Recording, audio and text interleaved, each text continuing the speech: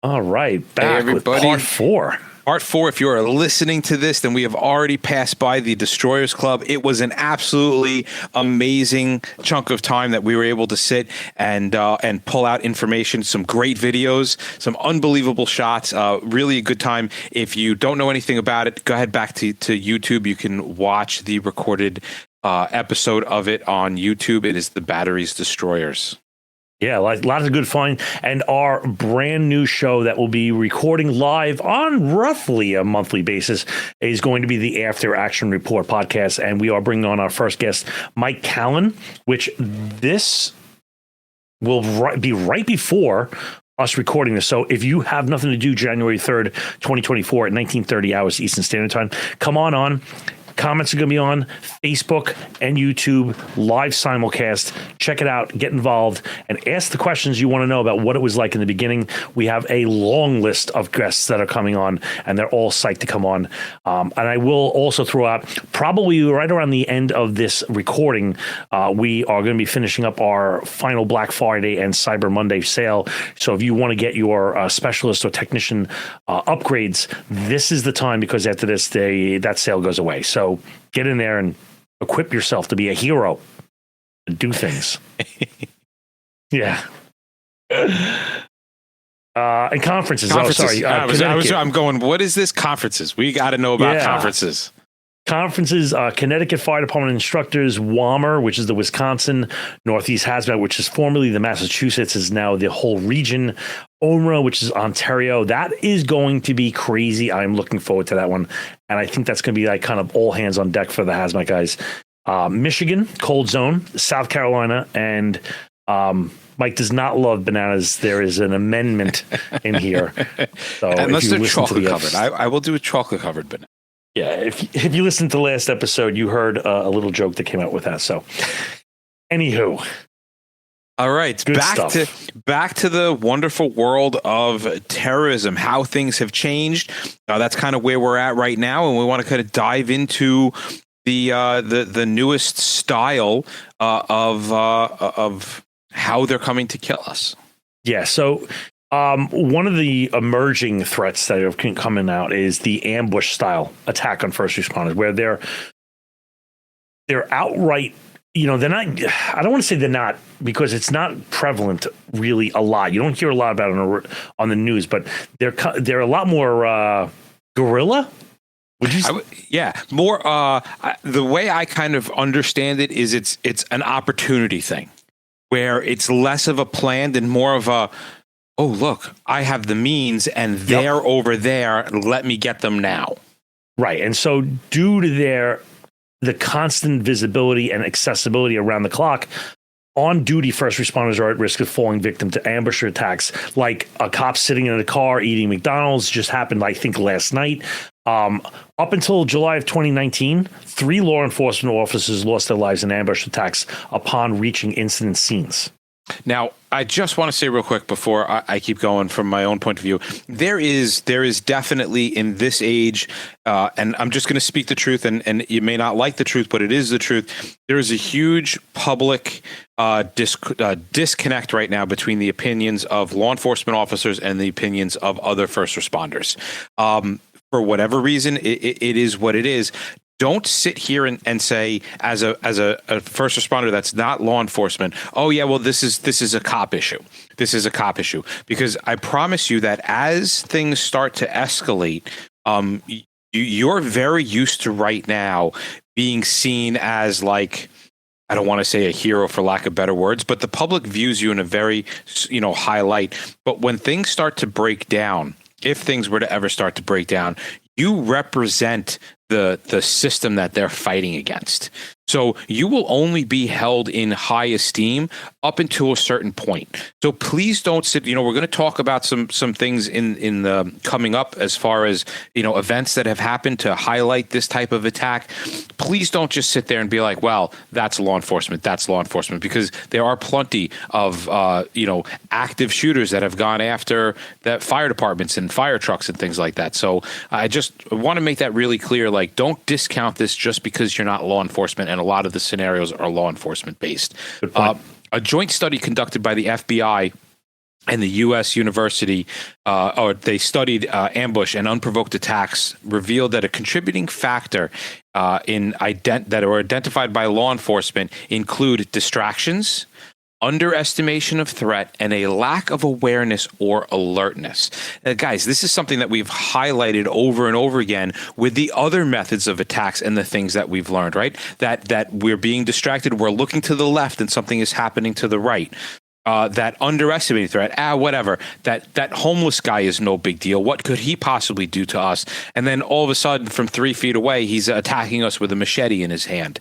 A lack of awareness, like just not realizing that when you step off the rig, you are a target and you are a threat, and you do start to lose that alertness, because as somebody who's been there, you're being told year after year after year, this is an issue, this is an issue, this is such a big deal, we're training on this, and 10 years later, nothing has ever happened to you. Do you still jump off the rig with that same level of awareness and alertness? No, the answer is no, you don't. But that doesn't mean that we should be doing that. It's very hard to keep that edge. It is. It's an edge that dulls so fast, and you don't want to sharpen it. You're like, fuck this, man. Like, why am I doing this? I did know a couple guys that kept that edge for 20 plus years, and they always did that, but they were few and far between dudes. Yeah, unique dudes. And so one thing about this study that we're referring to is there were some stunning numbers in here. So the study found that 68% of the ambushes between 1990 and 2012 were spontaneous, opportunistic attacks. Like, it would just popped up and they made a decision right there. While 32% of that was premeditated and luring ambushes. So the 2 to 1, the vast majority are. The opportunity presented itself, and I took it. Now think about this, right? Like this is from a mindset. The ambush, this spontaneous, is from a mindset who are people who are pissed off at the system. Right? They're pissed off at the system, and all they need to do is identify you as a first responder as being part of that system, and they will go after you. According to the FBI's Uniform Crime Report spanning from 2014 to 18, ambush attacks were the second most common circumstance encountered by law enforcement officers upon the arrival at a scene or incident. During this period, 53 law enforcement officers were recognized as victims of ambush attack. And I know what you're thinking. Okay, yeah, it's great. That's the cops.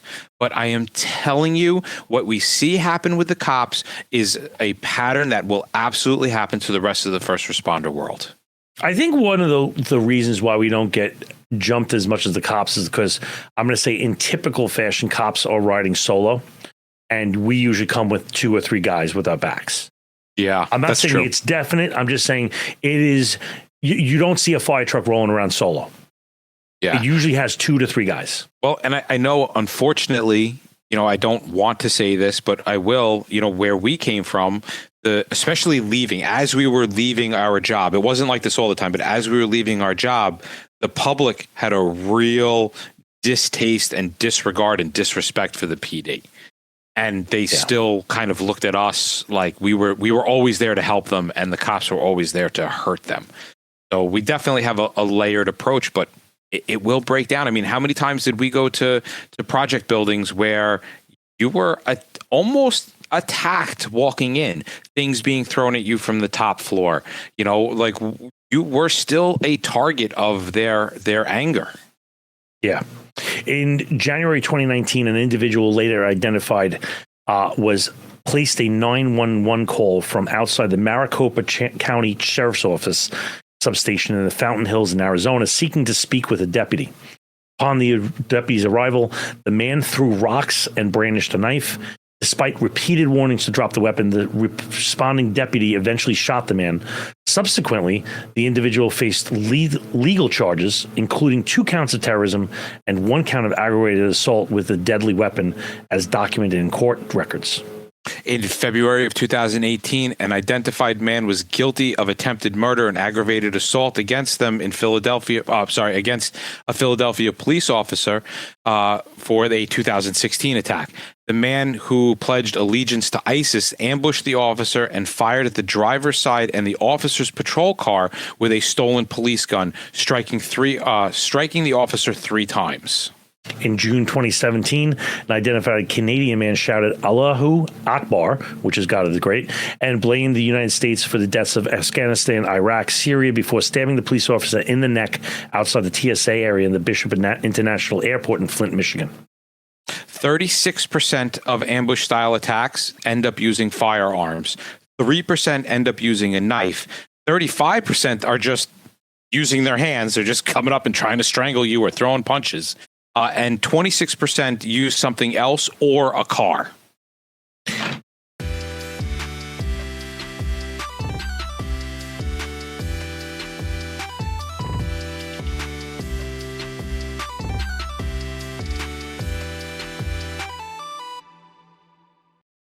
So some of the tactics that we can use to protect ourselves from this style attack, at least according to the federal government.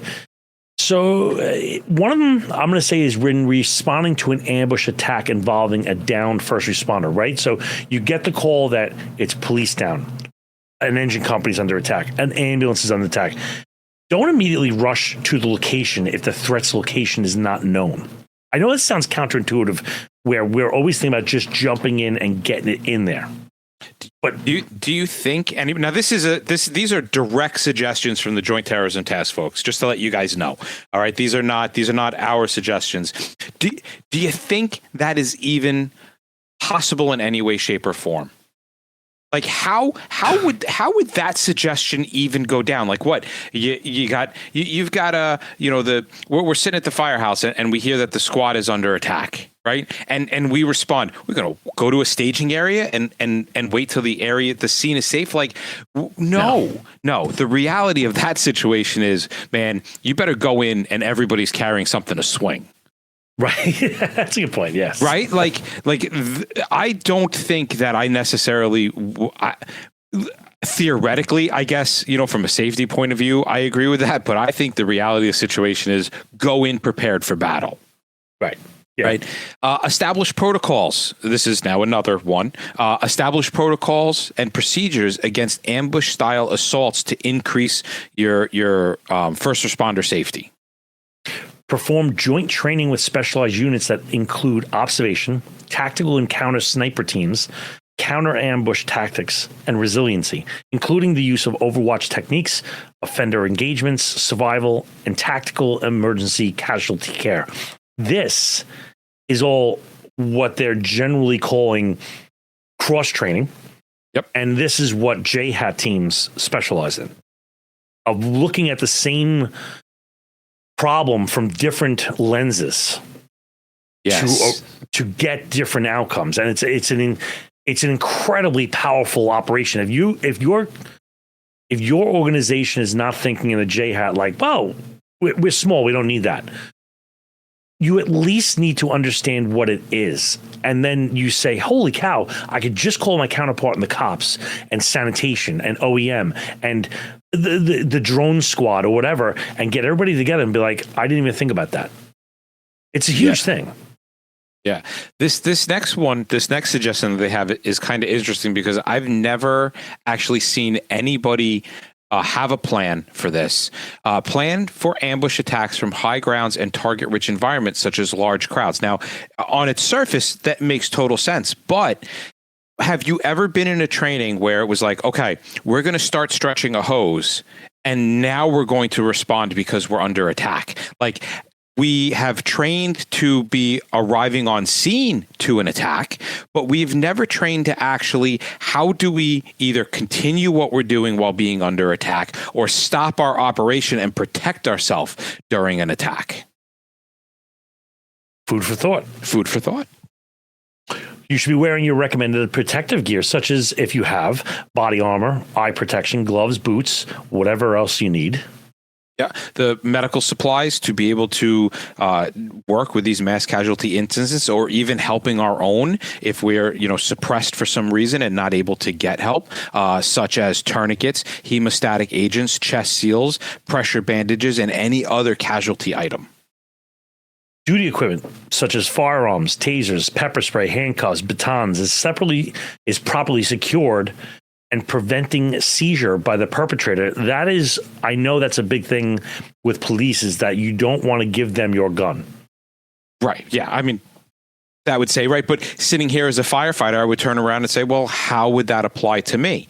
And again, getting back to Bob's point of, well, this is why you should be forming a JHAT team, because as a firefighter, your firearm, your taser, your pepper spray, your handcuffs, and your baton, they're the dude next to you that's coming in with you. Mm-hmm. Like, we've taken and we've separated out these roles, and then we've put them together with separate individuals. So yeah, you may not be having a handgun, you may not be having pepper spray, but your partner on the JHAT team that's coming in with you, he's the one. Yeah. Right. Practice mitigation tactics, such as maintaining safe distances, parking in well-lit areas, which can be good and bad, right? Because if I'm going to sniper you off, it's really good if you're in a well-lit area. So think about that. Cars away from buildings, and you want to try to minimize that drive-through ambush. Now, and this is very hazmat.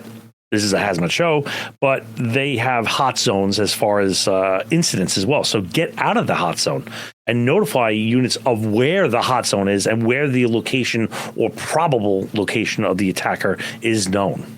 If you have the ability to do this, I think it's great, but ensure scenes are no longer active and offenders are gone or neutralized before conducting containment and scene preservation procedures. Right. And recognize the distractions and routine behaviors, such as like writing reports in the patrol vehicle or commonly frequented eating establishments. That breeds complacency. Like, this is where I get my ribs every night. Like, you're comfortable in there. You go in there and you're not really thinking about things. And that's where, like, I got to say, in the last, couple of years, there's been quite a few ambushes of cops just sitting in the car, writing in their patrol book, doing that kind of stuff, to the point where I know in New York City, they put bulletproof doors and glass on all the doors. That's insane. It is absolutely insane. Avoid threatening calls. Avoid treating calls for services as routine, and follow all of your department and agency protocols to properly evaluate the operational environment and refocus the awareness level. This is stuff that we really went into in the first podcast that we did on terrorism back in part 1. So if you want to revamp that, by all means, head back to part 1 of this. Yeah, second due arriving units, backup units, should provide ample room and not block the access for responding emergency medical services if they're needed. Be aware of suspicious behavior, such as an individual looking around to see who's watching, which could indicate that they have the intent to attack a first responder and then flee the area. We can absolutely, it gets a little bit difficult when you start tacking the homeless, into this scenario, but you can definitely, you look around on scene and the crowd, especially in New York, in New York, nobody cares what's happening around them. They are completely unfazed by everything. So when you get that person that's really intent and is suddenly super curious on everything that's going on, that for us, that was always kind of a red flag. Yeah, be careful of any tight language, trapped language that also may precede any type of violent assaults. Like, I have no other choice, or you're making me do this. There's nothing I can do. That kind of stuff they're boxed into a corner, and they're going to be unpredictable. Right, which oddly enough is the same language I used to use when they would call me in for mandatory tours. Yes. So, right. Incorporate increase alert mechanisms, such as a patrol car computer system that warns officers when a person may be committing a violent crime or have a history of violent crime. So as fire department personnel, communicate more with your cops. Like this is a cop thing that they have access to. We should have open communication back and forth as we arrive on scene. Hey, do we know anything about this guy? Yeah, he has a history of X, Y, and Z. Okay, maybe we should kind of take a step back. And keep in mind, the staging area, we might have said it a couple of times, like, oh, we're never going to. Staging areas are good. They are a good place to kind of gather up, gather info, take a second look at things, and so use them is what I'm saying. But now, interesting thing about staging areas, right? The last podcast, we talked a lot about protecting the personnel within the system. A lot of times staging areas are remote from the incident, especially kind of the larger the incident, the more remote that staging area becomes. So it may not be as protected as the scene itself, and it's definitely something to think about when you're establishing that staging area is how can I protect that just like I would protect my scene? And then recommended safety routes for responding personnel. We covered this one extensively in the first episode where we talked about never taking the same route 2 times in a row. Always make sure that your behavior is just erratic enough where it can't be predicted. I think this is the last show for the year. Oh, hear those sleigh bells ringing, a ringle jinging. No, we got one more. Oh. So we'll bring you one more for the year, and then it'll be off to 2024. Will that be our Christmas episode where we dress up as elves? Yes. Nice. Very excited.